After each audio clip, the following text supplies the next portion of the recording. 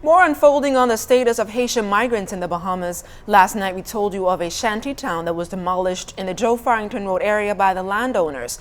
This decision left residents upset and angry. But it was one comment made in particular by a young Haitian-Bahamian that left some Bahamians simply outraged. Oscar Adderley has this report.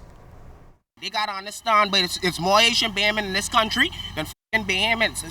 Sorry for my language. You see what I'm saying? And we ain't scared. They ain't want to start something where they ain't gonna finish, but it was that very statement that created a firestorm on social media, prompting hundreds of Bahamians to share their extreme displeasure. On Friday, a shanty town just off Joe Farrington Road was demolished, more than a year after the residents were given a 30-day notice, but still those residents remained on the property. On Saturday, our news team took to the streets to get Bahamians' reaction to this controversial comment. To say the least, the residents we spoke to were extremely upset, saying that something must be done because the country's immigration problem is out of hand. I was really upset when I heard the news last night. Very highly upset.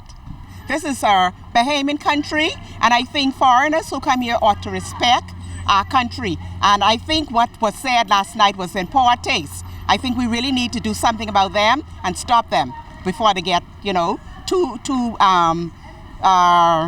boisterous in our country.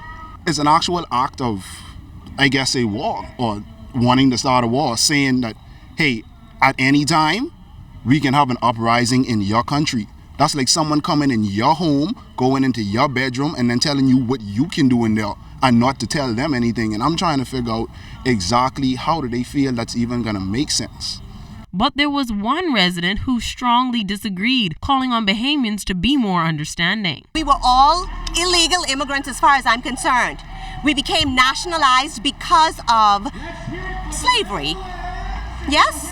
And so when I see the Haitian, as far as I'm concerned, my great-great-grandparents or some relative or family, whether it's Haiti, whether it's St. Kitts, whether it's Jamaica, wherever it is in this world, those people can very well be some of my relatives. Do you understand? So I think that in an effort the church needs to step in. We need to try and understand each other more. Do you understand? These are people who are impoverished, who are running away, trying to have a better life. The Bahamians do not understand poverty. When you get the majority of people in this country without, then we will begin to understand poverty. Meantime, immigration officials are expected to address the matter during a press conference sometime tomorrow. Oscar Adderley, ZNS Network News.